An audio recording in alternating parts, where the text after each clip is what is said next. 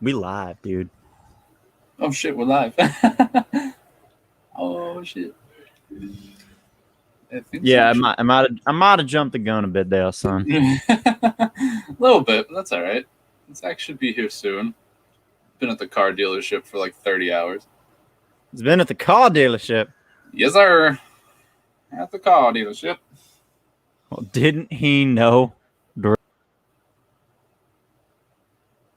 And I'm alone.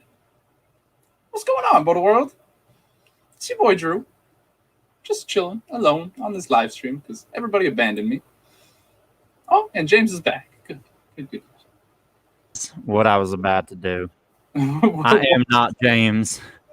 You have another special guest. Oh no, is Raymond? Is Raymond back?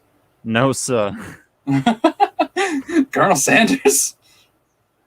Name's Jimmy Pibbles. Yes. I am the #1 used Hyundai dealer in the South Texas region.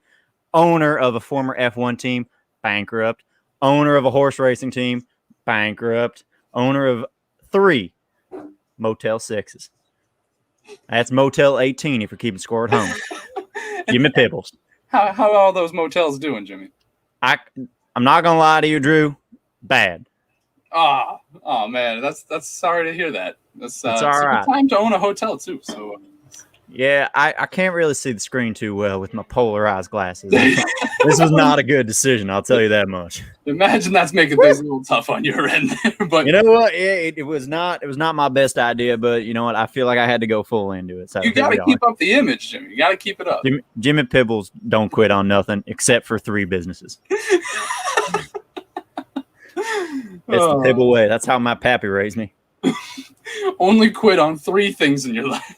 Only quit on 3 things in your life: racing, and 4 ex-wives. That is definitely a good philosophy to live by.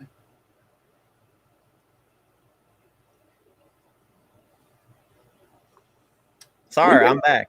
All right, it's all good. Are we waiting for Zach? Are we getting going? No, dude, we're just gonna do it together. We're gonna go. But let me lead off the show. All right, I'm gonna show you what I call the Pibble surprise. Now, what you're gonna do is you're gonna grab your favorite cup, and you're gonna grab your favorite seltzer. I'm choosing cherry limeade this time. You're gonna pour said seltzer into the cup. I poured too much. It is now overflowing a little bit. I'm gonna. Easy fix. Delicious. Are there more steps? There's one more step, yes. You see, where I come from, the Pibble family ranch, we also drink whiskey. And you know, my pap used to tell me there ain't nothing like a little whiskey, cherry lime, Bud Light seltzer combo.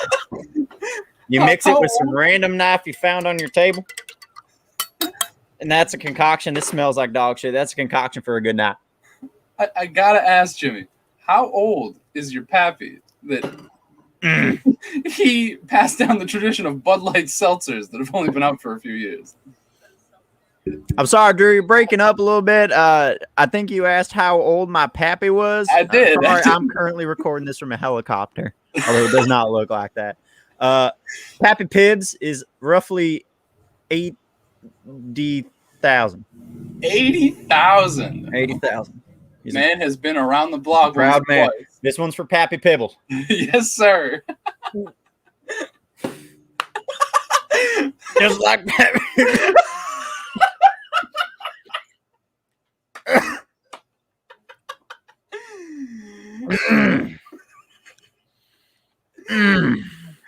I think this is my favorite thing that BOTA has ever done. This is fucking wonderful. We haven't even started the damn show yet.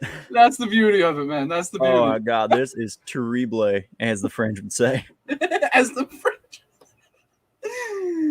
That does not please the palate.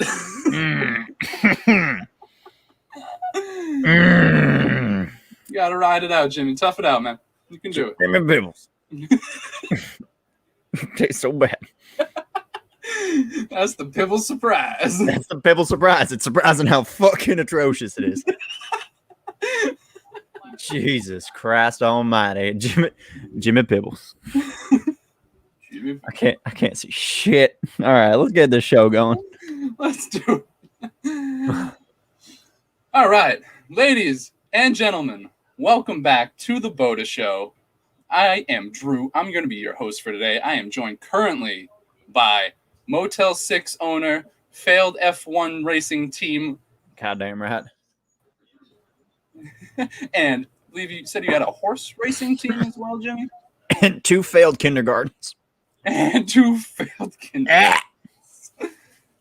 Tastes so bad. Well, howdy there, boy. Welcome to the BOTA Show. Name's Jimmy Pibble. I heard you might have... God, it still tastes in my mouth. I heard you might be having some car issues. Do you, by any chance, happen to live in the South Texas region of America? And by South Texas, I mean Tijuana, Mexico. Deep South Texas is just Tijuana, Mexico. It's just Tijuana. I'm the number 5 businessman in all of Tijuana. Oh, God damn. All right. Now that you guys are all fully aware of Jimmy Pibble's background story, where he's been, what he does. Can you guys hear me? Yes, now we can. Sir, do not interrupt the host. Like, I don't get it. Hold on. Sir, I implore you, do not interrupt the host. Thank you. Jimmy Pibbles, did you do the voice of Foghorn Leghorn? I can't quite decide where my accent's from. We're going to find out together. I said, don't interrupt the host, boy. I said,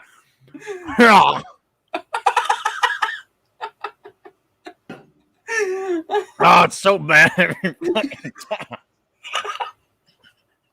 Oh, Hector, shout out you. Dude, this entire show is just going to be dying at this. There we go. We have spent 7 minutes so far and haven't recorded a single bit of useful content. Hey, we did the intro, kind of. And we did the intro. All right. Yeah, we can hear you. All right. Hinga-dinga fucking dargan. Welcome to this shit show. Yeah, 7 minutes of freeform jazz by James. Thank you. It was just as soothing. Just I don't know soothing. who James is. I'm Jimmy Pibbles. My birth name. Oh, Jimmy. great. So we moved on from Raymond and now we're on Jimmy Pibbles.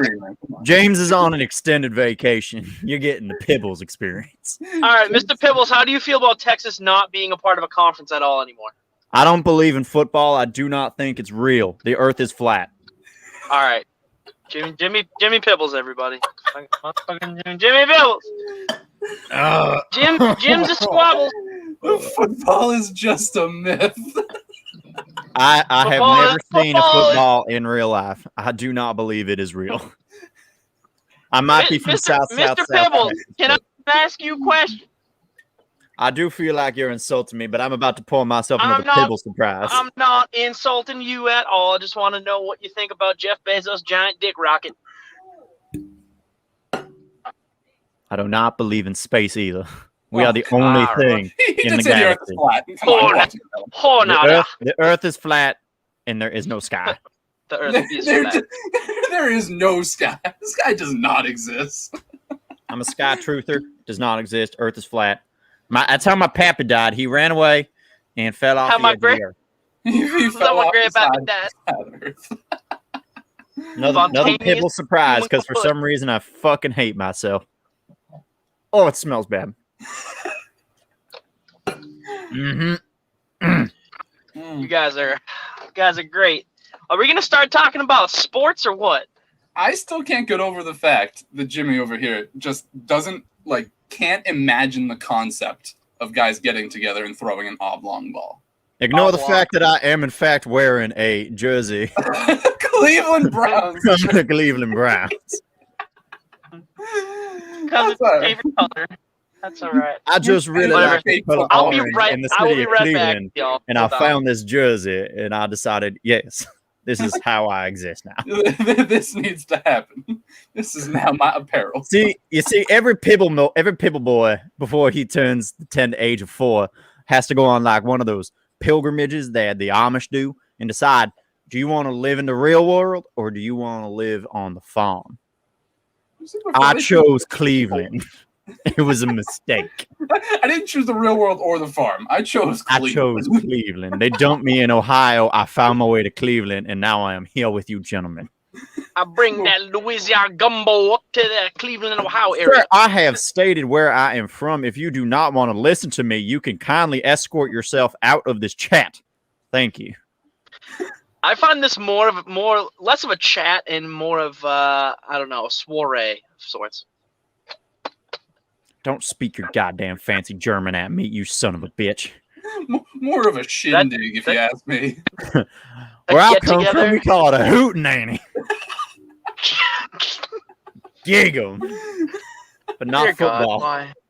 Oh, gotta love South Texas. Who the fuck let Mr. Pibbles out? Who let Mr. Pibbles out of his fucking shelter? I am a multi-single air, sir. Thank you. What the? I have tens of dollars in my bank account. All right. That's pretty impressive, given your failed business ventures. I'm not gonna lie. Yeah, that first kindergarten was a disaster. It sounds like it. More than one kindergarten? Two kindergartens. 2 kindergartens, both failed. Not for the reasons you think. It's because it collapsed. Oh no! Nobody was inside. Let's not get morbid now. No one was inside. All right. Thank you. Hold on. Oh my goodness. Drew, but yes, are we continuing this show? I feel like Zach has derailed this program. I agree. All right. So let's get into it, boys. Oh, pardon me. We're starting with the BOTA news. I can't find Broccoli Rob. He's in here somewhere. Yeah, supposedly. There he is. Hey, what's going on, fellas? Robert. Now we got a full house. Yes. All right. You guys hear me? Now we have all the boys here. Let's get into the BOTA news. Jimmy? I do not know what you are asking me to do.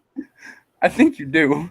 I clearly walked into something. News. And there you have our South Texas version of the intro for the BOTA news. I don't like the Cleveland and the cowboy hat combo. I'm not. Well, if you showed up on time, Robert, you would understand why the hell I have a cowboy hat on and a Cleveland jersey. We already went through the whole backstory, man. Herd chef. You can see Zach's face. It's right there. Unfortunately, we cannot allow Zach into this chat. His head will take up too much of the screen. More than the allotted 1/4 that he normally would get. We have to have 2 spots just for Zachariah. Yeah, I'm in the car. That's why you ain't see my face, Royce. All right. Anyways, let's get some semblance of back on track. Let's talk about the NFL. We got some interesting news coming out today, boys. The NFL has announced that if a team cannot play a game due to a COVID outbreak, the afflicted team will be forced to forfeit that game. Ugh, through my mouth a little bit. Yeah. I mean, I'm for it. You know, I agree. I think it might be a little harsh, but with the extra games this year, I don't think it's going to end up being a killer. I doubt we're going to see this in action if football's actually real. I do believe that I just want to say that without context to your Jesus accent, Christ. this is just fucking terrifying. No, you're the one with the accent, sir. I'm actually quite sick, which is why I'm so forgive me. Well, I mean, the thing for me is I can't really place that accent, Mr. Pibbles. Are you JFK from 1962, or are you getting so much more of a Foghorn Leghorn vibe? I'm getting that too, but I'm hearing a lot of presidential talk. Like, I have a lot of money. Tens of dollars if you didn't. Tens of dollars. Some might say $20 in my checking account. I said $20. What in the? I said what in the? But anyway, like our point we were saying before, I do not believe that will become an issue. But as you said, Drew, there is an extra game for this fake sport. So I don't think this is going to end up being an issue. I think it's more of a scare tactic. I agree. Now, but this does bring into question, you got guys, DeAndre Hopkins tweeted and deleted earlier about the fact that he doesn't want to hurt his team by not getting a vaccination. And has questions about where his future in the league lies. Yes, Jimmy Pibbles is hands down the best candidate for president. Legalize methamphetamines. Write it in, folks. Write it in. Jimmy Pibbles. I still hate this. Just okay. I just want to lean into this. I can't tell if I hate this or Raymond Mysterio more. I can't tell which persona bothers me more. Rob. There was more than one mention of he who shall not be named in last episode. Therefore, you have to automatically hate Raymond more. All right. That's fair. That's fair. Did I mention my great uncle is Jeffrey Epstein? Oh my Jesus Christ.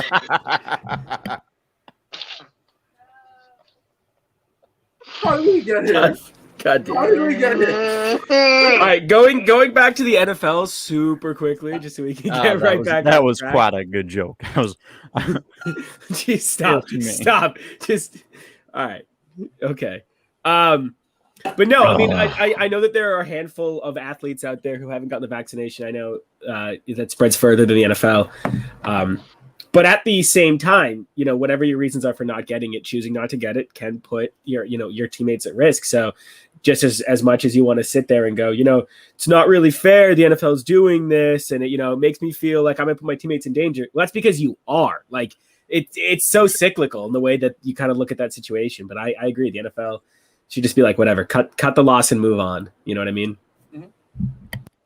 Yeah, I mean, it's not unreasonable, I don't think. I think that it will promote the league being as safe as possible. I hope. I hope players will follow suit and not do anything stupid like they did in the previous COVID-afflicted seasons. But yeah, and hopefully players, again, like DeAndre Hopkins, most notably, and guys like Cole Beasley, hopefully they can figure out what they're going to do, maybe grab the vaccine real quick so they can keep playing, because it'd be a shame to lose guys like that over this. But anyways, let's move on a little bit. Let's talk about some actual players on the field doing things. Cam Akers, unfortunately, will not be one of those guys. Cam Akers ain't doing shit. His Achilles snapped up. Thank you, Doug Dimmadome. Drew really said, cha-cha, real smooth now, because the fucking transition was poor Cam Akers doing shit on the field. Yeah, tearing his goddamn Achilles. Players doing shit on the field. Why'd you gotta remind him? Why'd you gotta remind him like that, huh? Jeez. So anyways, yes, big blow to the Rams primarily, of course. Puts a big question mark in their backfield yet again after Akers was able to just absolutely dominate, show out, and grab that number one role. Very Todd Gurley-esque in the fact that he had a breakout rookie year. And I saw somebody comment that they should go after Todd Gurley because he's a free agent, and I was like, that would be the most heinous partnership ever. If I was Todd Gurley, I'd be like, fuck you all. Like, ha! If I believed in football, I would say ignore a man named Todd Gurley. I only want Todd Manley. What the hell is wrong with you? Honest to Christ. Todd Manley. I was born in a cult. I'm just convinced we're never gonna get a serious sports take out of this man ever again. Those days are long gone. Ever. Oh yeah, 100% gone. Oh my god, that's funny. It's also super quickly go back to the Rams. I'm also curious to see how that affects their game going forward, because obviously they invested a lot into the pass this year, going and getting Matt Stafford, which I won't even get into my thoughts on Matt Stafford. James has heard enough of it over the year, but they're clearly committing to the pass game. That's where they're going. So yeah, it's a total bummer they won't have Cam Akers, but I was curious going into it how much of that running game they were going to lean on anyways. That's fair. They also do have some backs that are left there that can carry a load equivalent to a team that's primarily passing the ball. I think Darrell Henderson and Malcolm Brown should be able to absolutely handle what Cam Akers would have left behind. My ex-wife could have handled the load. That was a cum joke. What were you saying, Zach? Thank you. What are you saying, Zach? Oh, fuck. After that comment, I don't even know what goddamn planet I'm on anymore. Jesus Christ. I was going to say, I don't believe Malcolm Brown is a Ram anymore. No, sir. It is Daryl Henderson and some guy named Xavier. If I believed in football, I would understand that. All right. Well, then, my initial statement stands. Daryl Henderson won't be able to handle this load. Can I ask why he'll be fine. In football? I understand that I had missed your introduction, but you don't believe in football. Doesn't exist. Football doesn't exist, and the earth is flat. No, sir. That the earth is flat. Entire guy's fake. Philosophy. All right, Kyrie Irving's my favorite athlete. All right, great. Right behind O.J. Simpson. Oh my goodness gracious! Stay soggy, stay beautiful. Oh, didn't do it. Oh boy! All right, let's move on. Gotta love callbacks. It's time to talk about my boy Aaron Rodgers turning down a contract extension. Oh, I thought we were going to talk about the fact that Aaron Rodgers is now both an NBA champion and got a Super Bowl. But yes, continue. This is a fact. Aaron Rodgers is in fact genuine question. Is he the first? Is he the first like active player to have 2 championships like while they're still playing? Not is he like the first person to have multiple like sports titles, but I think he's like the first dude who's still playing to have 2 separate championships. That very well could be true. I don't know how many other people. I tried looking for it, and it like either it's really not, and either like no one cares. Like I googled it, and everyone's like, yeah, it's a really dumb thing because I think he's like a minority owner, but still like. Aaron Howe has such a great chance to leave because he's like, dude, I've won in Milwaukee twice, dude. 2 sports. I'm out. Like, you can't ask any more of me. Wisconsin ain't got shit for me anymore. Now, I might not believe in Wisconsin there, Robert, but I do believe Milwaukee and Green Bay are 2 different areas. You don't believe in Wisconsin? Doesn't exist. Doesn't exist. You know Show what? it to me on the map. Rather than asking you what doesn't exist, read me off the things you know to be true. Besides, the earth is flat. Kyrie's your favorite athlete. Behind O.J. Simpson. Behind O.J. Simpson. Thank you. That's it. It's the only 2 things that he holds to be true. Man's got to have a code. Concrete things in the universe. We didn't have many books in Waco, so we had to make do with what we had.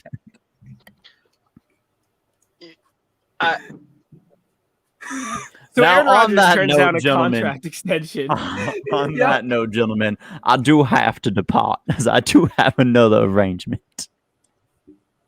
So, well, it's been fun, Jimmy. Thanks for being here, man. We know you know what? I will return at some point. Stay pibbly. All right, thanks, Matthew McConaughey. Thank you, Matthew McConaughey's a goddamn coward. Good God. All right. Let's just get this right back on track. Aaron Rodgers turning around the extension. He talked about how he doesn't want people to think that it was because I don't know if you guys had read his statement, but it wasn't because we drafted Jordan, but he was really leaning into, it was all about the principle of the matter. And, something about it, and a joke side, but a man's got to have a code kind of mentality, which to me, honestly, just feels like he's saying it's not because they drafted a quarterback, but it's because they drafted a quarterback. Yeah, I mean, to be entirely honest, I think what it boils down to at this point is the fact that Aaron Rodgers feels disrespected by the organization overall. The Jordan Love thing doesn't help. I'm not saying that's the entire reason it happened, though. Over the years, obviously you've seen Tom Brady last year when he goes to the Bucs, says, hey, let's go get this guy. And the Bucs are like, absolutely, let's do it. And I'm not saying Aaron Rodgers wants that necessarily, but the Green Bay Packers have been the polar opposite virtually the entire time. Aaron Rodgers has said, hey, I like this guy that we already have on our team. I'm developing a good connection with him. And more often than not, the Packers find a way to get rid of that guy in the near future. So I think that's really where it's stemming from. It doesn't even feel like he doesn't have a say in things, but it sounds like what he says, they do the exact opposite. Yeah, that's actually that is super fair. And the thing is, like, I'm not against Aaron Rodgers leaving. I'm not, because it was the same, not the same, but you can draw some similarities when Tom Brady left. Granted, he didn't leave by choice; he wanted to come back to the Patriots, but then he goes to a team, right? And that other team, super thankful to have him, surrounds him with all of these great receivers, phenomenal talent. And I think Aaron Rodgers looked a lot at that going into last year, or at least noticed a lot of it last year, and went, you know what? Like, I don't understand that. Like, you're right. Like, how come they keep ditching all of my guys for rando scrubs? He goes and sees Brady go to a brand new team, and that brand new team sells their soul to get whoever Brady wants. And Aaron Rodgers is like, I can't even keep the guys I like that are already here. Yeah, and I'm sure he's. I mean, and I don't think he's blaming anyone, but I'm 100% sure that he's of the mind where it's like, I'm kind of tired of these like comparisons to me and Brady, and people keep making these comments about how I'm old and I don't have it anymore. And he's like, it's not that. He's like, they're just not giving me anything. Yeah. And I harken back to the times where like they had talent and it floundered. The number one that comes to mind, remember Eddie Lacy? Oh, like, yeah. Phenomenal rookie year, drafted in my fantasy year, won the championship, not because of Eddie Lacy, but he helped. And then just like fell off completely. He didn't fall off, he ate everything. That's fair. He was going to be so fucking good. That dude's skill set was unreal. His rookie year gave me more optimism than anything else that I've ever seen out of the Packers. Like, he was a beast. But even then, like that's the last time that I can remember like them drafting somebody of note to play really well. On the offensive side of the ball. On the offensive side, right? They keep going to this like defensive crap, and that's where Aaron Rodgers is probably like really annoyed. He's like, you guys keep picking up all these like people, and like that's not helping me put up points. And clearly, that's not helping us win. We're pretty much middle of the pack every year for defense. So what the hell are you doing?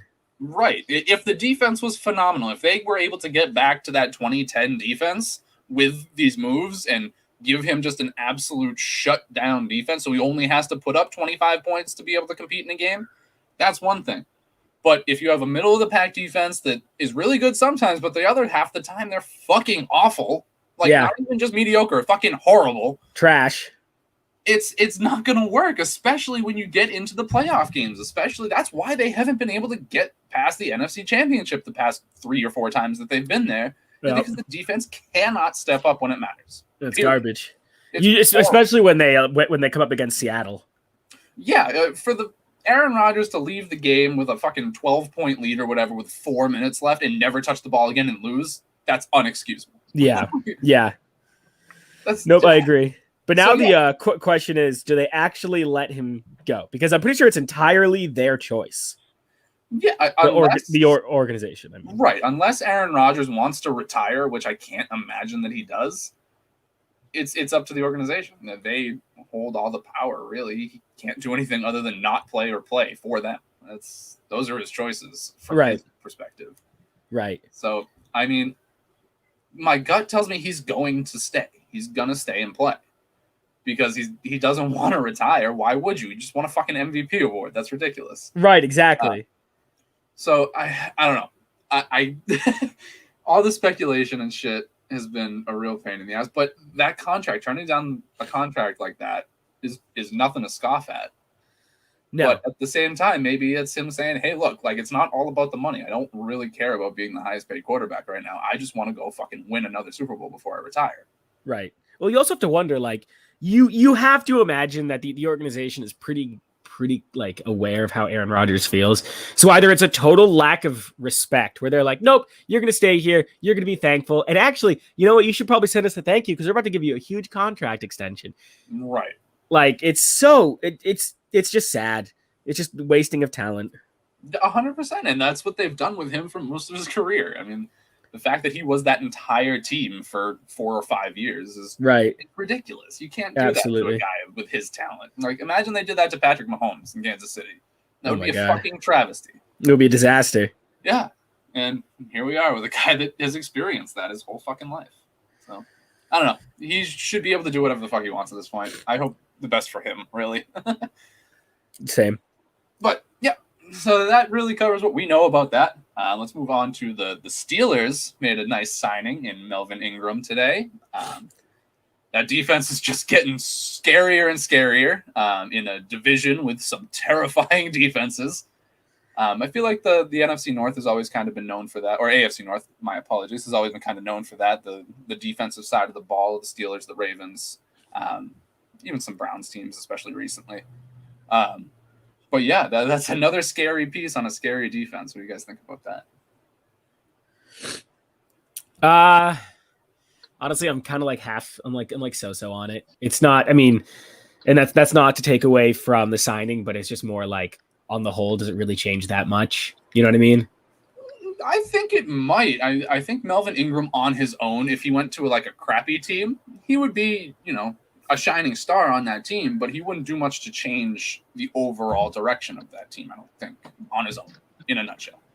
Yeah, I would agree with that. I mean, I think for him to go to a team like the Steelers, it is monumental. Like this, like if you think TJ Watt was good last year, wait until this year. Wait until you see him actually, like, I guess not getting double covered, because they're not going to be able to do that with the amount of talent that they have in that front seven. They're just not. No, 100%. It's at the very, very least, he's going to distract some of the blocking schemes and throw a wrench into that. At most, he's going to be an absolute force because they already have a squad on that side of the ball up there, and he's exactly going to flourish. So I think this is a phenomenal signing. I think this bolsters an incredible defense, and watch out. Anyone playing Pittsburgh, ball security, man. Fair enough. All right. The president of the Raiders, my notes here don't have a name, but the Raiders president has resigned. I didn't get a name when I wrote the notes down. That's my bad. The Raiders are going to be under new management, it appears. Kind of feels like they should have been a long time ago, but or at least like when they moved to Vegas. It's like, listen, this all comes down to when Jack Del Rio was the coach. That was a good Raiders team. Mm-hmm. All right. That was a team that bought into the coaching style. That was a team that had good prospects. That was a team that had solid, established young players. Khalil Mack kind of being number one. Derek Carr was slinging the ball real well. I mean, that was a really well put together team that was on the rise. And management decided at the end of the year that they wanted to go to Gruden. And I'm not going to take anything away from Gruden. He has won a Super Bowl. It's a very hard thing to do. But it was shiny new car on the lot versus what you already had. And management never really kind of answered for that. And I think that they were able to hold off having to, because they're like, hey, listen, we have like Gruden. It's going to be great, guys. Like that transition is going to be awesome. And fans are like, okay, let's see. And now that it hasn't gone well and Derek Carr continues to kind of decline a little, and I like Derek Carr. I think he's a great player. But as soon as they jettisoned Khalil Mack, I think fans were like, okay, something's wrong here. Well, they could even have gotten rid of Khalil Mack. I think the mistake was hiring John Gruden, to be entirely honest with you, because you went from a team that had a good balance, a good passing attack, good rushing attack, and what was becoming a good defense. And then you just switch all the way over to Gruden's philosophy of pound the ball, physical, old school football. Right. Kind of uprooted everything you just put together. Also, Gruden was a defensive-minded coach, right? Which was so weird to me because the Raiders were playing really good offense, and Jack Del Rio was coaching real well. I just, to this day, like I wish I could have been in that board meeting and been like, but why? And then why would you guarantee him 10 years? Yeah. Oh man, and you said shiny new car on the lot. Like that's not even a shiny new car on the lot. That's like a 1997 Toyota Camry. Right. You know it's gonna be decent. It's gonna be dependable, but it might get you somewhere real fun, but it probably won't. Yeah, definitely not. And then to immediately, because obviously management was really leaning into like a brand there, because they go right on to Hard Knocks, which if Hard Knocks proved anything, it was, Gruden isn't like, he's a comedian. You're like, knocking knocking on the podium every time he does something, or any one of his catchphrases. It doesn't seem that, especially from that he took this all that seriously, to be honest with you. He doesn't seem like the same coach that won a Super Bowl. No, but and this is a question that kind of just popped into my head, and this is, again, just kind of go with it as it is. But I think it would be the same. Him coming into the league now would be the same as if any 90s or 80s NBA coach came in to teach today before the 3-point shot is revolutionized as the way your offense should be run. It's not that I don't think he took it seriously. I just think the game changed too much. I think he's an old school guy who's trying the best, but you obviously default to what you know. And the game's just changed a lot from that ground and pound, asterisk being that's like Bill Belichick's pride and joy. And yes, he's won some Super Bowls of it, but now we realize it's mostly because of Tom Brady. The defense has been amazing. And I remember like the first 3 Super Bowls, but listen, we're getting away from that. The point being, his style of coaching is old school. And this is a new school kind of game where it's faster and people are winning games 41-38. And that's kind of become like the median. Like gone is that 10-3 win that Gruden was like a little bit more known for when he was the Raiders coach and the Bucks coach. Right, 100%. And we have a nice little comment from our friend Vitali over at Talks Vitali. I should go check him out as well. Saying that Mike Mayock hire was a little weird too, and I couldn't agree more. During that weird period of Raiders, I don't know, rebuilding, whatever the fuck they did to that entire team, that franchise. Rebranding is more like it. Yeah, but go and hire Mike Mayock as your GM. The guy that's been commentating for the last however many years, and comment and on the draft nonetheless. Mm-hmm. Like, and again, not that like as if they were commentating in like NFL games would made any difference, but no, you're totally right. Like that hire to me was just like, oh god, they're just just throwing a dart on a board and being like, did it land on that name? Call him in. Literally, it feels like they put up those random selection of names they could have chosen, put on a blindfold, and just pointed at it. That's our guy. So, I don't know. I don't know that they're ever going to get over this hump with Gruden. They got some serious talent now. That defense still needs work, but I don't see it happening. So. No, and that defense... That defense needs work, and knowing the luck of the Raiders that by the time they figure it out to the best of their ability, the new conversation will be, well, now the offense needs work. Like it's gonna be so cyclical for them. Exactly, it's kind of almost the same cycle that the Packers are gonna end up being stuck in. All right, let's move on. Another AFC West team. There is a legitimate quarterback battle going on in Denver, boys. Drew Lock and Teddy Bridgewater. This is gonna be fun. It is, but it should be Teddy Bridgewater. Teddy Bridgewater should have stayed with the Saints. I'm sorry, not the Saints. Actually, was he with the Saints? Wasn't he for like a year? The Panthers. Yeah, I don't know why I said the Saints. Panthers. He should have stayed the year before. He should have stayed with the Panthers. They should never have gone and got Darnold. Sam Darnold. Or if they had to get him, you really should have kept Teddy for the year, transitioned Sam Darnold in. We talked about this a couple weeks ago, or maybe about months ago. You just decided to make Sam Darnold your tried and true number one quarterback based on footage you saw when he was with the Jets, and you're like, okay, well, you didn't see a lot. Like, what did you see there? And don't give me that. Like, man, he's got great fundamentals. Stop. Don't do that. Like, I hate that. So Denver has a chance here. Teddy Bridgewater is like a great, not great. He's a very good quarterback, and he should be the starter. Quarterback battle aside, I hope he is the week 1 starter. Yeah, based on, the work that we've seen from the two of them so far, this is hands down Teddy Bridgewater should be the starter situation, because over the last couple of years, Drew Lock has not progressed. In my opinion, it's actually kind of gotten worse. But if he's playing well, you got to give him his chance. But no, I agree. I think Teddy Bridgewater has a much wider skill set. He's overall a better quarterback. So I'm sure Denver will go with Drew Lock because they're Denver. But I mean, like that. This is the case for like the past 5 or 6 years with these Broncos quarterbacks. They come in, they hype them up, they play 2 good games, and then they suck for their entire career. Like what? Okay, Brock, Case. I mean, I can keep going. So I'm hopeful for Teddy Bridgewater, but I'm also very, I'm very hesitant because I know what I've seen in the past from all Broncos quarterbacks that come in. Yeah, that's true. Case did have a good year with the Vikings.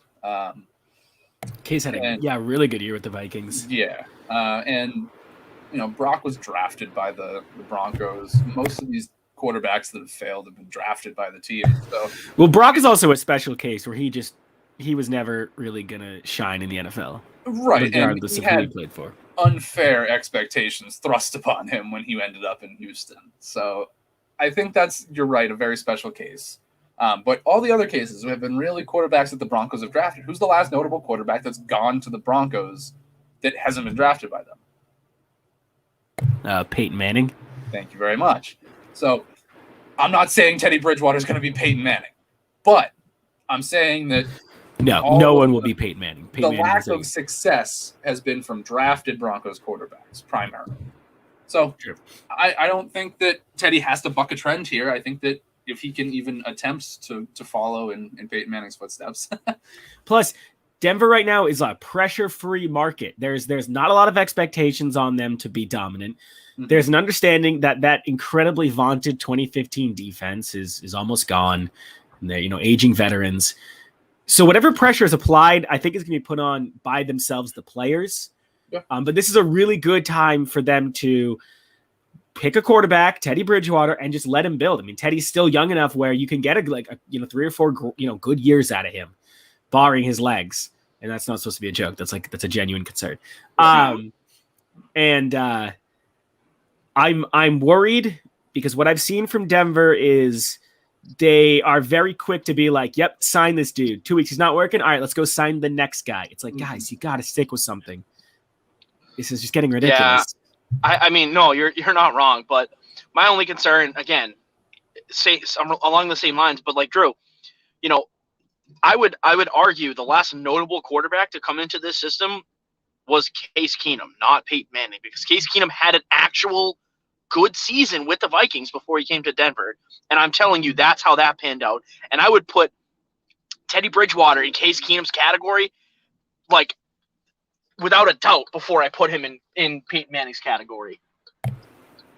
Yeah.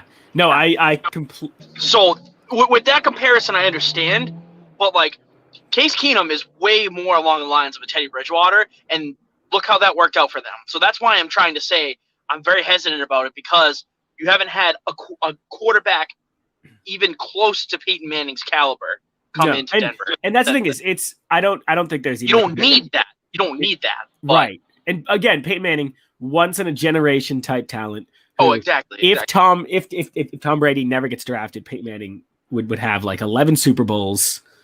He'd probably be like the greatest of all time. But no, the Broncos are just in this kind of classic, like, let's just keep trying new coats of paint until something sticks, but they're not really letting the paint dry before they make a decision on the next coat. And that's a problem. Also, it's just you and me right now on the show. Oh, Drew's gone? Drew's gone. So I'm going to take a hot moment here to just lean into, I called Milwaukee winning. No one believed me, but it's really, really you did. Nice. Yeah. You did. I did, dude. You just and it's just because Giannis is built different. I didn't even expect him to go off the way he did in the finals, but man, what a beast! Thank you. Hey, he's back. Goodness gracious! I know. Sorry. Yeah, Giannis, absolutely. What a beast. Took over that in Game 6. I mean, scored 50 points. Yep. Yep. He was there. Listen, like I said, I wouldn't be mad if either of them won. I don't care. I just thought that home advantage was going to mean something in this series, but clearly Giannis took over after Game 3, and it went from there. That's just how the cookie crumbled this time, and that's all right. I mean, he had a really good series, played excellent basketball. Yeah, you are completely right. If we were on the opposite end of this conversation and we were celebrating the Suns and CP3 and Devin Booker, I'd be like, that was awesome. Like good for them. Like I was super, super cool with whoever won. But I didn't realize I was gonna be so excited for Giannis until Giannis won, and then I was like, I love this.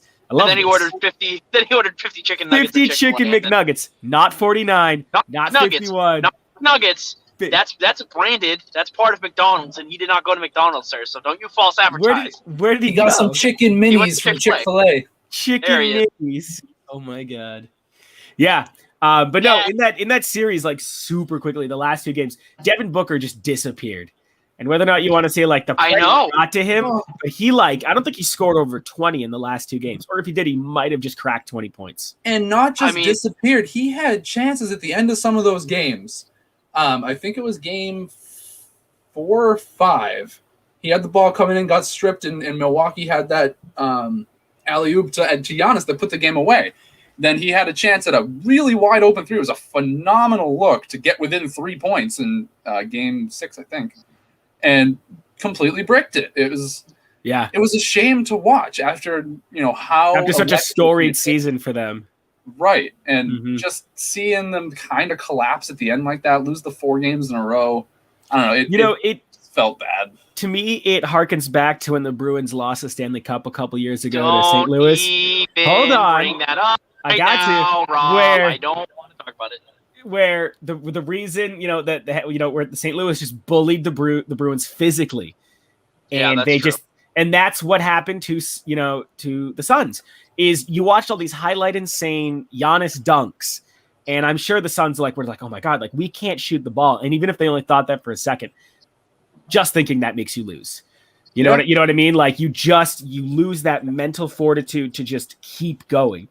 Because Giannis was just jumping everywhere, stopping the ball. And then when you're trying to go inside without Giannis, what happens? He gets stripped by Drew Holiday, and that clip is played everywhere. And even if you stay off social media, even if you're one of a player who's like, I'm not going to look at social media for the finals, everyone's talking about it. So you can't help but think about it. And then you're in the game thinking about it. I'm sure that it was a combination of all those things. And also because Giannis is a physical specimen. Yeah. Oh, you don't have anyone that can really compete with Giannis on that Suns team. DeAndre Ayton's a beast, but he's not Giannis. He's not. And then you have the problem, and Brooks Lopez even. You look at it was like that dude was putting up points, making clutch shots, just being an overall presence in the middle of the paint. Bobby Porter played some phenomenal basketball. His defense was incredible. Yeah. And this team really feels like it feels like the first time in a long time that we've had an NBA team that felt fun and like a gelled unit as opposed to just these thrown together super teams with all the talent possibly imagine.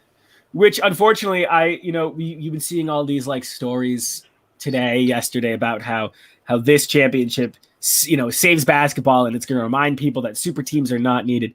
I don't think that's the case. No, I don't. Which is really unfortunate. I think people are going to really, really appreciate it, but then they're going to go make super teams. I mean, that's just, unfortunately, that is the trend right now. I would love to be proven wrong. I would love for the next few years to be maybe Philly wins one, so let's say they don't give up Ben Simmons over the, this offseason. They go back and win.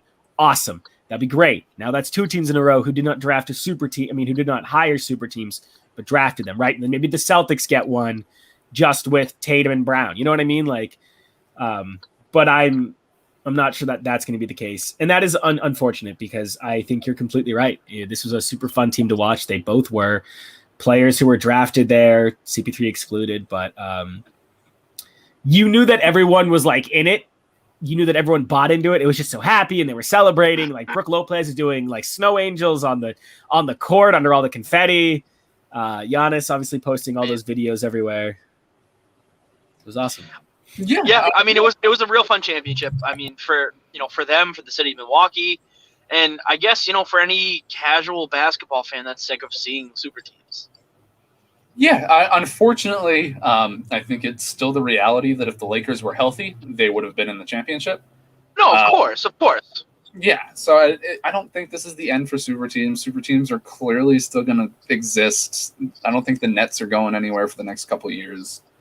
And teams are going to continue. For me, it's well, for me though, it's you have a team like Milwaukee. They had to go through the Nets, and yes, the Nets weren't completely healthy, but they still had Harden and KD on the court for most of the series. So if you have a guy like KD, he should be able to carry your team. And he wasn't. He wasn't able to do that, even with having Jesus, why can't I think of it? Even having Harden on the court at points. You know what I mean? So the thing for me is Giannis just outworked them. That team outworked them. Outworked KD, I guess, as a whole. Yeah, I don't think that they win if, that the three of those players, Kyrie included, are on the court for the whole series. Right, and Right. if Kevin Durant is a shoe size smaller. Like, that's how lucky that every finals run in every sport, there is an element of luck to it, right? With every single game, Patriots and the tuck rule being a big one. That Raptor shot. Right, exactly. Like Kawhi hitting that over, like falling out of bounds as he does it. There's just miracle moments. I just don't want that. Shot. I don't want that to take away from the fact that at the same time, while you can make the arguments, yes, if Harden and Kyrie are on the court, but injuries happen. They're just as much of a part of the finals run as that element of luck is. And there's obviously no way to stop your team from getting injuries. No matter how much you work out, no matter how much you take care of yourself, things happen. But it was still nice to see Giannis make it because he worked really hard. He is extremely humble, which is just so rare in just the bubble that is the basketball brand. Not to say that every player is like an ego monster. That's not what I'm saying at all. It's just he's extraordinarily humble. And now I think it's nice. Innings and everything, of course. And the dude had a chance to go somewhere else last year.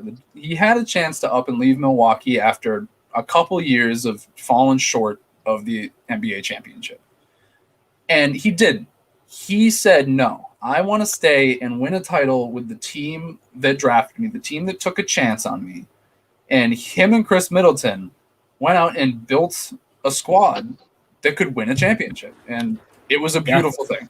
Beautiful. I wonder how Eric Bledsoe feels having both played for the Phoenix Suns and then Milwaukee.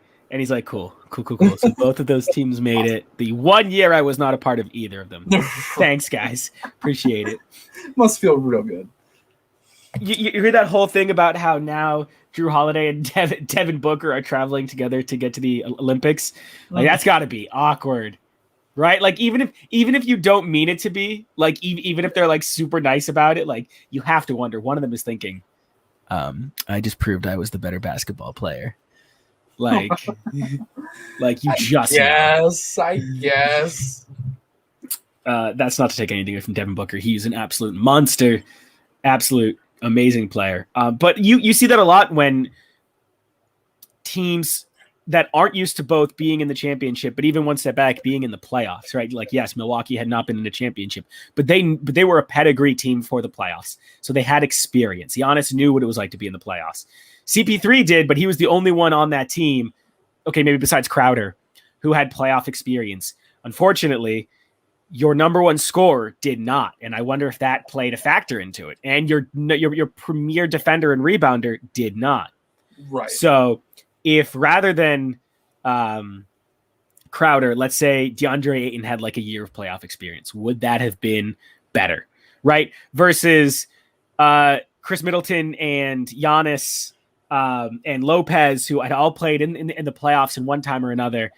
And, just kind of knew like, hey guys, it's not a sprint. It's a marathon, keep your energy up, do what you can. Don't extend yourself every single night unless you absolutely have to, you know what I mean? Mm-hmm. Whereas I think, because I think not only were like the Suns beaten mentally, I think they must've been exhausted by Game 6. Oh yeah, absolutely. And especially losing Game 5 at home. I think that really was deflating more than some people might realize, because the Suns were so dominant at home. They had such support from the fans that those fans are fucking nuts in Phoenix. Let me tell you. They were crazy. Absolutely insane. So to lose with that kind of energy has to be deflating. I think that probably played a role in Game 6. If they had won that game, I think that they would have had a legitimate chance of winning in Milwaukee. Completely agree. But no, it was a great series. Don't get me wrong. The Suns played some phenomenal basketball all year throughout the playoffs. The Bucks just outlasted again. The Bucks just wanted it more. They've been smelling it for years, and this was the year Drew Holiday really came in and made the difference. He was able to put that team over the top. I think that's like so funny too. I completely agree with you. But I remember like having a conversation where like you say the sentence, Team A wanted it more. And someone's like, what does that mean? I'm like, well, you can't really explain it. Yeah. But you can see it. Like when two teams are playing, they may both want that championship real bad. Mm-hmm. You see it on that extra broken tackle, right? Or when when they fight for that rebound just a little bit harder, and you're like, there it is. That's what we mean. It's not, it's not like Phoenix walked onto the court and they're like, I don't know. It's like we could take or leave this championship. I have dinner reservations after this. No, like obviously both teams really wanted it. Congratulations to both of them. Yes, 100%. So let's move on to the NHL. Got a couple points here. Nothing crazy. First point, Luke Prokop becomes the first active NHL player or prospect to come out as gay. Congratulations to him. Congratulations. To breaking some ceilings here in the sports world. We love to see it. Absolutely. All athletes should, live their truth, be who they want to be. Shouldn't matter to anybody but themselves. Right. But it's nice to see that we finally have a little bit of that where people feel like they can be themselves. Exactly. And where, they aren't afraid to just be exactly that. And, and hopefully we get to a point in the sports world where these don't have to be headlines that are big news. Like, players can just be comfortable with who they are. Exactly. You know what I mean? Exactly. But congratulations to him. That's awesome. Yeah. And the biggest news out of the NHL, we got a brand new team, baby. We got 32 teams in the league now. The Seattle Kraken officially have a roster. They have 20 players under contract for this year. They are ready to go. That's awesome. Ready to roll. Did you see that super awkward Marshawn Lynch pick in the first pick in the draft? Couldn't even pronounce the guy's name. And I was like, good start, strong start. But no, you love expansion teams. And if it's anything like the Vegas Golden Knights, where it's going to be like amazing, you can't help but get really excited. Obviously, don't put the expectation on that the Kraken are going to go all the way right to the Stanley Cup. But forgive me, hold on, I'm about to cough. But I think what makes expansion teams way more entertaining for me is you're finally going to see a lot of players who maybe didn't get that opportunity on their regular roster. And maybe it's because they aren't that great, but there's a certain level of hunger you see in those players. Mm-hmm. And again, it just means more potential sport, right? Now more people can get drafted. More people can get like that kind of ice time that you really want them to have. And that's awesome too. Seattle, I don't even know if how long they've been pining for a team. It's been in the works for a couple of years. Since they lost their original team, I think. Probably. Yeah. God, before Seattle, they lost the Supersonics. They moved to Oklahoma. Oklahoma City, I'm sorry. Congratulations to them. That's going to be awesome. And there's been a lot of trades too. Yeah. Oh my God. The NHL's been on fire with trades today. There was Shane Gottisbehere going from the Flyers to the Coyotes for literally nothing. What is that about there? Is that just like a week, let's just get this off the roster, like cap space question? Yes. I don't understand. I think the Flyers going into the expansion draft had made some high value players available.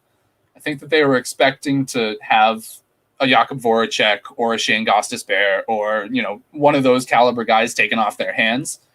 So when that didn't happen, when the Kraken went for a value pick from the Flyers, I think that Philadelphia was like, oh shit, we got to do something. So they just unloaded on the first team that was willing to do it. I also find that really funny when you make, whether or not they even told those players, but when like teams make it aware to certain players, they're like, hey, we are shopping you. Like expect to be taken by this team or expect to be taken in the draft. And then you're going to call them after and be like, all right, so this is like super awkward. So they didn't pick you. Do you still want to play for us? Like, I'd be like, we could talk about it for sure. But no, I'm sure there's a calculation there that the Flyers did. Shane Gostisbehere, in my opinion, is a very good player, so I'm kind of surprised to see him and picks moved for nothing other than cap. Nothing. Also, cap space is a lie, and it doesn't exist. This is true. I refuse to believe that cap space on any sport, except for competitive bocce, is real. Competitive bocce has a very, very hard cap. Hard cap. $20, and that's it. You can spend very more than $20 on your exactly uniforms and all. Oh my God, uniforms? Are you kidding me? It's just gym clothes. $20 are spent on the really nice bocce balls. But no, the NHL. What else is the huge news in the NHL? Bruins signing Taylor Hall. 4-year deal, coming back, which is awesome. I have a lot of faith in the Bruins, but I do every year, right? And yeah, I mean, they're close. They got a very good core. They just need a couple more depth pieces. I think Taylor Hall is a phenomenal addition to that team. And I think he wants to be here. Yeah, it feels like his style of hockey. Taylor Hall's a bigger dude. He likes to get out there and be physical and go out, get to the front of the net and score goals. And that's what the Bruins are all about. So it's perfect. Plus, they already have that finesse line with Pasternak, Bergeron, and Marchand. So. Exactly. And as obviously the hourglass is ticking for how long that core can stay together, I do think we have another year or two potentially. I know Marchand is 31 or 32, I think. I could be wrong on that. He's on the wrong side of 30, I think. Yes. Yeah. Which is tough for somebody whose predominant skate style is speed. Yes. That is very tough. And unfortunately, I don't think he's big enough to transition into like kind of a bruiser style. But you still have, I think, a few more years left, and Taylor Hall can only make that team more powerful. I completely agree. And the big thing for me is, on all the other teams that he's played for, he's kind of been asked to be the guy, or at least on the top line. Now he can kind of sit back and say, hey, we have our top line. I'm just going to sit here and play my hockey and enjoy my years here. And that's all that I think needed to happen for him to really live up to what his potential could be. Yeah. Yeah, it's funny too. I feel like you see that a lot in really, really talented players. Kawhi Leonard is kind of somebody who I think is an interesting paradox to that, but where it's they're so good, but they can't be a leader. They can't be the only guy. They need somebody else to take over. Kyrie Irving, exactly. And like you needed KD to kind of be the guy, or with Kawhi Leonard, you needed somebody like Lowry to be really like the veteran of the team. And let like Kawhi Leonard do his thing on the court, but you cannot let him be like, he can't give the locker room like speeches, I mean, he can't like rally the guys. The dude doesn't talk. He doesn't talk. It's just like, he's just so quiet. And then of course he just goes out and balls an absolute monster. He's a phenomenal player. That's what he does. He works really hard. He does what Kawhi does, and then he goes out and fucking balls out. But don't expect him to take on any leadership roles or anything like that. Right. That's not to say like don't expect like he'll take over the game. He's just not the heart and soul of that team. Right. And that's why he's been so consistently good throughout his career, because when he was in San Antonio, they didn't rely on him. And then he goes to Toronto. They don't rely on him. Like you said, they have Kyle Lowry there. They have guys that can take being the face of the franchise off of his shoulders and just let Kawhi do what he does. Which is why I think things went so interestingly with the Clippers, is because I think getting rid of Lou Williams was an interesting choice. He was kind of like the veteran of the team at that point. And I think PG just kind of abdicated to Kawhi. And that's neither here nor there. The point being, Taylor Hall does not have to be the guy every single night, which means that he can just kind of play his brand of hockey, hopefully not feel the pressure. Not that I advocate that players should quote unquote take a play or two off, but now it's not like he has to be skating constantly at full speed. You know what I mean? Like you can like pass that to Marchand or something else. Right. Yeah, 100%. So I think that covers our major NHL news. Let's move on to the MLB. We have Jarren Duran making his MLB debut for the Sox. Very cool. Hit his first home run against the Blue Jays Monday night. Great to see him kind of. You just love those like pregame jitters to lead into a home run, right? I mean, I feel like it happens. It also happens kind of, I guess, enough where you're like, oh yeah, like first at bat home run, nice.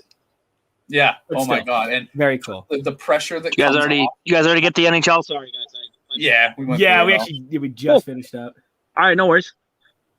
Unless you have anything you want to add to that super quickly. Yeah. I mean, I don't know what you guys said, but honestly, I was, I don't know. A lot of people have Seattle's team being terrible, and I just don't see that happening. Agreed. I don't think by any stretch of the imagination they're even going to be a bad team.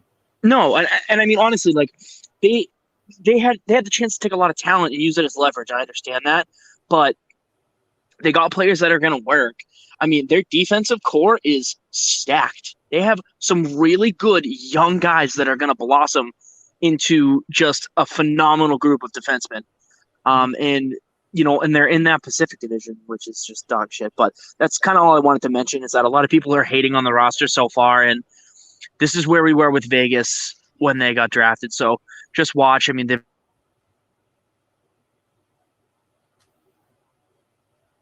and any of those unrestricted free agents out there. So, just because they didn't get Carey Price, just because they didn't get Vladimir Tarasenko, Gabriel Landeskog, any of those names, doesn't mean that they're not going to sign them in the offseason. So just keep your eye out for that kind of stuff. That's all. Yeah, no, I completely agree. So yeah, back to Duran's home run. As a rookie, hitting your first home run just relieves ungodly amounts of stress and just makes the whole season that much easier, your whole career that much easier. Completely agree. So to get it out of the way early is phenomenal. The kid's got all the potential in the world. And he's playing for a very young He potentially right now could go down as the greatest baseball player in the history of the world. Like, you can't say no to that. He's a chance he could hit a home run every single at bat for the rest of his life. This is true. That is the beauty of baseball. So go Sox. Yay. Sox are doing great, by the way. They're having a great season. Oh my God, it's beautiful. Beautiful. Hopefully they can keep it up. And fingers crossed. The playoffs. Another big piece of kind of glass ceiling shattering news. The first all-women broadcast team has made their debut Tuesday night for the Rays-Orioles game. Very cool. Phenomenal again. Love to hear that. Which is also awesome to see in baseball, because baseball has a tendency to kind of be really old-fashioned in the way that they do things. Exactly. So super nice that they're finally starting to be like, all right, we should catch up with the times. Yes. Yeah. So that's a beautiful thing there. Quick standings update. I think then we're pretty much done here. AL East still led by our Sox. Just like we said, having a kick-ass year. They were kind of in a slump the past few days, but every team has it. We hadn't really had one yet. And I think we've taken the last 2 wins, I want to say, 2 or 3. Yep. And we have, right now, Devers is just crushing it. Great, sorry.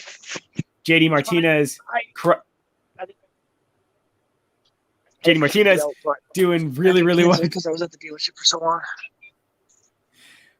Baseball's fun. Shohei Ohtani, I just want to add this super quickly, is the future of baseball. I'm calling it right now. He's like the greatest thing that's happened to the sport in the last 20 years.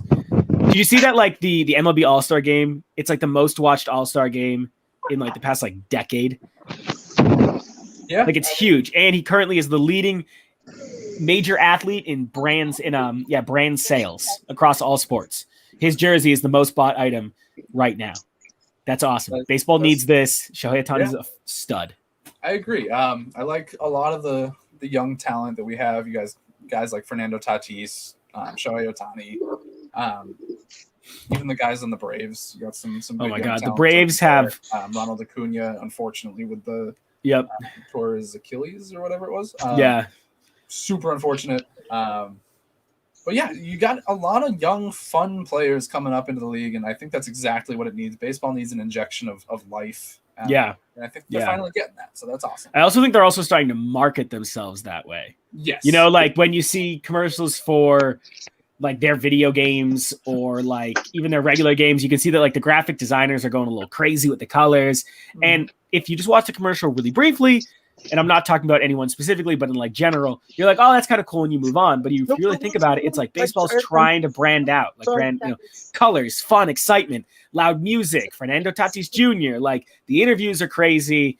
They're really leaning into those home run derbies, those all-star games. A lot of fun there. Mm-hmm. And baseball needs it because for the past couple of years, it was on a steady decline of viewership and interest. Very excited that they're starting to kind of get their act together. Yeah, no, I completely agree. Content-wise. Good things ahead for the MLB. Let's just finish these standings real quick. The AL Central by the White Sox. Still a little bit of a fight going on over there, but I think the White Sox are ultimately going to end up taking that division. The Astros leading the AL West.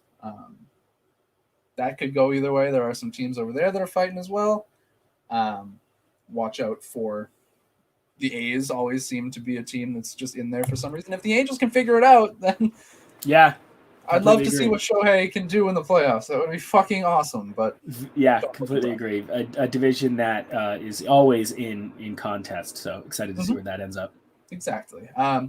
NL East, the Mets have run away with it. A lot due to Braves injuries, of course. I feel Right. like the Braves in that division when healthy. But you can't look past what Jacob deGrom has done this year. That man has had one of the best pitching seasons I have ever seen. And He's a monster. absolutely lethal on the mound, surgical precision. That haircut really did wonders for him. And he could lead the Mets to a legitimate season. They could very well be competing. Unfortunately, they do have to get through the AL West leader and probably the team that's behind him over there, NL West, sorry, in the Giants and the Dodgers and the Padres. Yeah.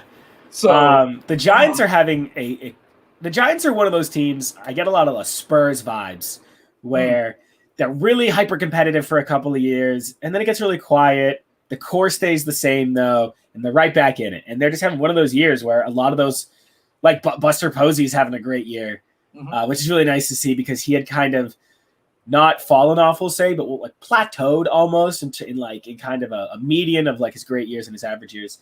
Yeah, he declined a little bit for sure.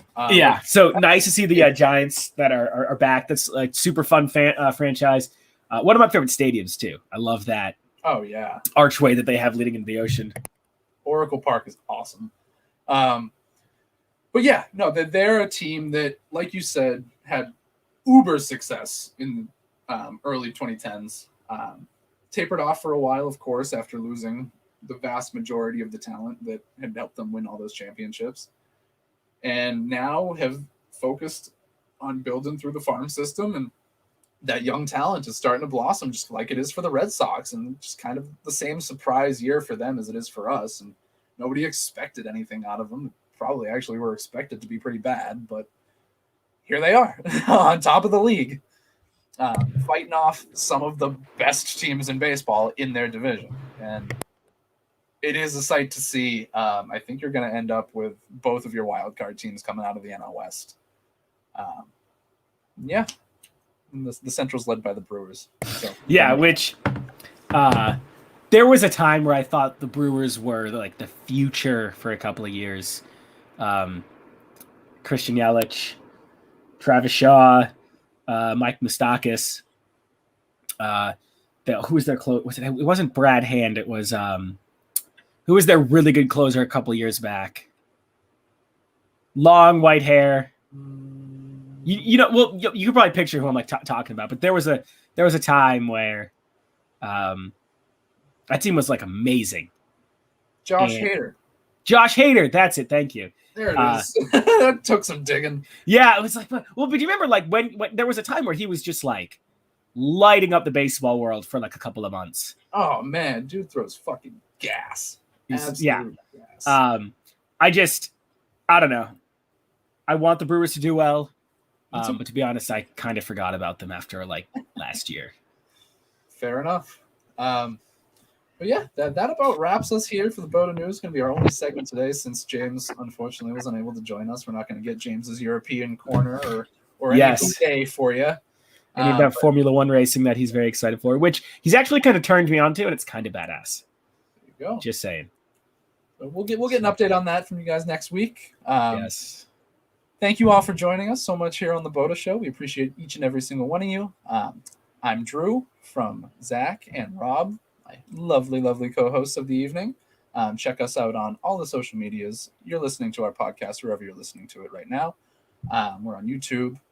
So come check us out, BOTA Sports. Thank you again for tuning in, and we'll see you next week. Yeah, stay soggy. Later, everybody.